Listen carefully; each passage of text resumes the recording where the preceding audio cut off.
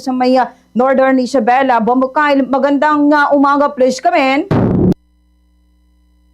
Yes, Bombo Angelica, magandang umaga at nandito pa rin tayo ngayon sa may compound ng provincial government o provincial capital, Bombo Angelica, kung saan katatapos lang itong pagdedeklara dito sa lalawigan ng Isabela bilang insurgency free. Kanina, Bombo Angelica, ay presentable ang hanay ng DILG Provincial Director na si Engineer Corazon Toribio, maging ang hanay ng Isabela Police Provincial Office na pinangunahan ni Police Colonel Lee Allen Bauding at maging ang hanay ng 5th o 2nd Infantry Brigade Philippine Army at itong si Commander ng 5th Infantry Division Philippine Army na si Major General Gilbert Sinieres, Bombo Angelica, kung saan nga sa naging panayam natin sa kanya, sinabi nito na ang deklarasyon ng insurgency free sa lalawigan ng Isabela ay hindi patungkol sa mga militar, hindi patungkol sa mga pulis at hindi rin patungkol sa gobyerno, kundi ito patungkol sa mga mamamayan ng lalawigan ng Isabela. Isa sa mga tinukoy ng commander ng 5th Infantry Division or 5th ID ay itong tutulungan ng Philippine Army ang mga sumuko para hindi sila makulong. Isa rin sa mga panawagan nito sa dalawa pa na mga natitirang rebelde na magbalik loob na sa pamahalaan. Isa kasi sa mga tinitignan ngayon, Bombo Angelica, or sa datos kasi ngayon ng Philippine Army, dalawa na lamang itong mga natitira na mga rebelde na nandito ngayon sa lalawigan ng Isabela. Kahit yun yung pakiusap nila at panawagan ng Philippine Army na kung maaari ay sumuko na itong mga kababayan natin nang sa ganoon ay hindi na rin sila mahirapan pa. Ganito yung ating naging panayam, Bombo Angelica, kay Major General Gilbert Sinieres. To the province of Isabela for their declaration today of under a state of stable internal peace and security. Basically, Isabela now is insurgency free. So congratulations. General, bilang commander ng P5, nangako kayo na madedeklara ang Isabela bilang insurgency free o designate ko na ngayon po, official ng deklarado. Actually, I'm happy for Isabela. It is not about the military, it's not about the police, but it's the people of Isabela who should take credit dito sa declaration ito. Kasi kami, mga instruments na kami, we help Isabela with our military operations. At the same time, the PNP helps in their law enforcement operation. So, the cooperation of the people is very important. Otherwise, hindi natin ma-achieve itong current state natin ngayon na insurgency free. Yes, General, since una pong na-deklara yung lalawigan ng Quirino, maging yung Vizcaya po, ito po ng Isabela, kamusta na po ang insurgency status sa buong Region 2? Region 2 is very much stable. Sabi nga natin, itong declaration ng insurgency free, literally, it is free from insurgents. Sabi nila, meron pa natitirang dalawa. Yes, dalawa, but they are now lawless elements. And hinahanap pa rin natin sila, not because we want to neutralize them, but because we want to help them as well. Yung government program, especially yung Enhanced Comprehensive Local Integration Program, yun pa rin yung ating ibibigay sa mga former rebels o mga NPAs na magsusurrender. Kasi ito yung para sa kanila. We want to help them integrate sa society and change their way of life from violence to peaceful and productive community, participation sa ating government system. Ito yung ating gusto ngayon. So hinahanap pa rin natin yung dalawang natitira. We hope that the people will help us, para once and for all matapos na yung kanilang pagtatago, paghihirap, mabigyan natin ng karampatang benefits that they deserve. And the government is ready to give. Not only the national government, pati yung provincial government natin dito, willing to help them. General, maybe hindi po kung sino pa po yung dalawang yun na pinabanggit ko. Si Casimo, yung commander taga dito yung sa Gamo Tapos may isa pa, I am not privy with the name, but ito naman yung CEO ng Regional Guerrilla Group Unit. taga dito rin sa Isabela, but at large ngayon, wala na kasi silang tao. Naubusan natin lahat, nahuli, nag-surrender, and most of them, especially kahit yung nahuli natin, tinutulungan natin na maayos yung kanilang mga cases in court, makareceive pa rin sila ng mga benefits from the government, at as much as possible, iwasan natin na makulong. Kasi nga, pag nakulong, parang it is unbecoming for a warrior, na kaya tinutulungan natin sila na sa mga Nanawagan din si Singyeres sa dalawa pa na natitira ng mga rebelde na huwag matakot magbalik loob sa pamahalaan dahil tulong ang iniaalok at hindi parusa. Isa pa sa mga gagawin ngayon ng hanay ng Philippine Army ay itong pagkakaroon ng local amnesty board dito sa Isabela, kung saan bubuuin para naman dito sa mga rebelde na magkaroon ng amnestiya, kung saan base sa datos ay nasa 100 yung nagpasa.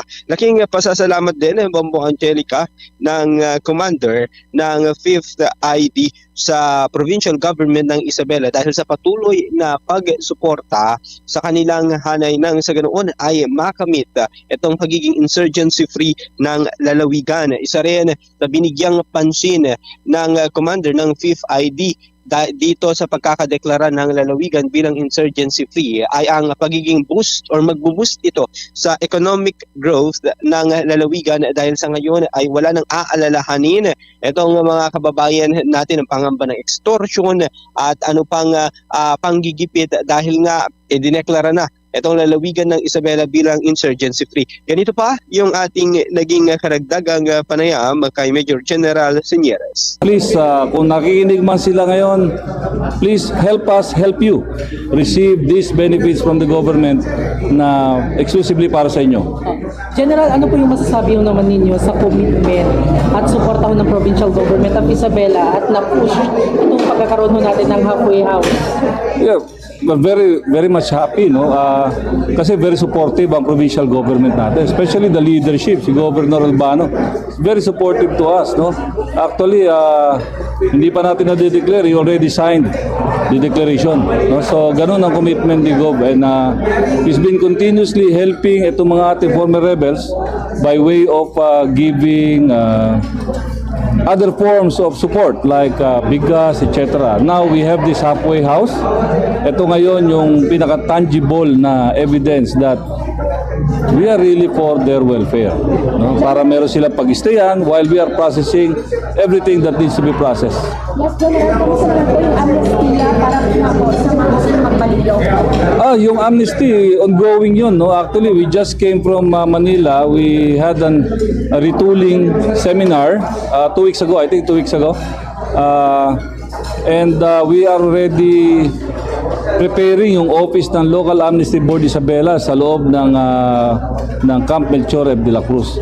So I think this coming Friday, we will be issuing safe conduct passes through the Local Amnesty Board Isabela. Mangyayari ito doon sa loob ng ating kampo sa Camp Melchor de la Cruz.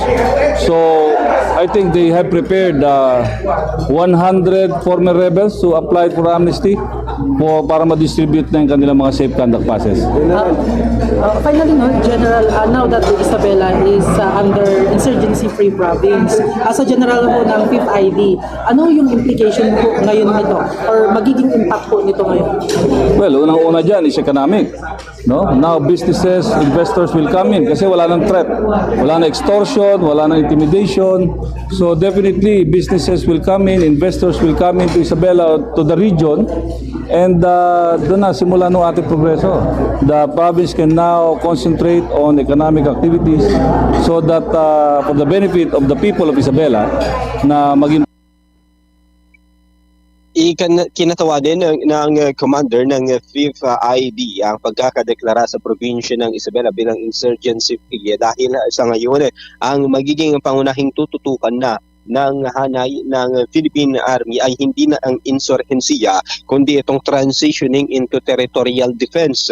Ayon kay Major General Singyeres, isa kasi sa mga gagawin na nila ngayon ay ang pagpre-prepara naman sa hanay ng PNP kung papaano na i-maintain ang internal security habang ang Philippine Army naman ay mag-switch na into territorial defense or itong external security nang sa ganoon ay makatulong naman sa pagdepensa sa mga ari-arian or sa mga teritoryo na nasakop ng ating bansa. Basis din itong pagkakadeklara nga ng lalawigan ng Isabela bilang insurgency-free para ang buong lambak ng Cagayan o itong Region 2 ay maideklara na rin bilang insurgency-free. Ganito pa ang karagdagang panayam ng Bombo Radyo Kawayan kay Major General Sunyeres. Concentration ngayon is doing our constitutional mandate, which is external security operations. We have started, for PIP ID, we have already started last January na preparing slowly but surely, transitioning from internal security to external security. Meaning, ang focus na natin is, nandun pa rin yung internal, but we look more on outside threat. Ang implication nito is, baka tanongin nyo, baka magkakagera ba? Sugurin ba tayo ng outside forces? Hindi naman. External security meaning we are now improving our capabilities according to foreseen threat na pwede nating harapin in the future. So part of our modernization, capability build-up, and improving yung skills and capabilities ng ating sundalo, ng ating mga units, yun ang concept. Din Bombo Angelica ay inauguration din nitong 5 or itong halfway house na tutuluyan nitong mga former rebel natin. 5 halfway house ang natapos na kung saan isa dito yung pinaka-center nila, Bombo Angelica, at ito ay pinondohan ng provincial government ng Isabela, yung pinakasentro, habang itong 5 halfway house ay mula ito sa Department of the Interior and Local Government. Ito yung magiging temporary na residence or shelter ng mga former rebel, Bombo Angelica, habang sila ay nag-a-adjust at tinutulungan ng hanay ng pamahalaan kung paano maiaayos gaya na lamang ng kanilang mga records at yung iba yung kanilang mga amnestiya. Nangako din ang hanay ng DILG at sa pagpapahayag ng DILG ay makakatanggap ng assistance mula sa iba't ibang sangay ng pamahalaan ang mga kababayan natin na mga former rebel, maging itong pagsasagawa sa kanila ng counseling, mental health support at itong skills and development training na iproprovide naman sa kanila ng TESDA. Magkakaroon din, Bombo Angelica, ng mga itatalaga ng mga uniformed personnel para naman sa seguridad ng mga former rebel habang sila ay nasa loob ng halfway house. Itong pananatili nila dito sa halfway house, Bombo Angelica, ay may maximum na 6 months na pwede silang manatili habang iprepara nga sila sa mga kinakailangan nila nang sa ganoon ay makauwi na sila sa kanilang mga komunidad, Bombo Angelica. At isa sa mga in-highlight din kanina, Bombo Angelica, sa inauguration ay itong pangako na lahat ng mga government agency ay handa para tulungan itong mga kababayan natin na mga former rebels. At yan muna ang ulat mula rito sa lungsod ng Ilagan. Ako si Bombo Kyle Palad. This is Bombo Radio Philippines, the #1 and most trusted source of news and information. Basta Radyo, Bombo. Well, sige, mamaya balikan ka namin siguro sa ikalawtuling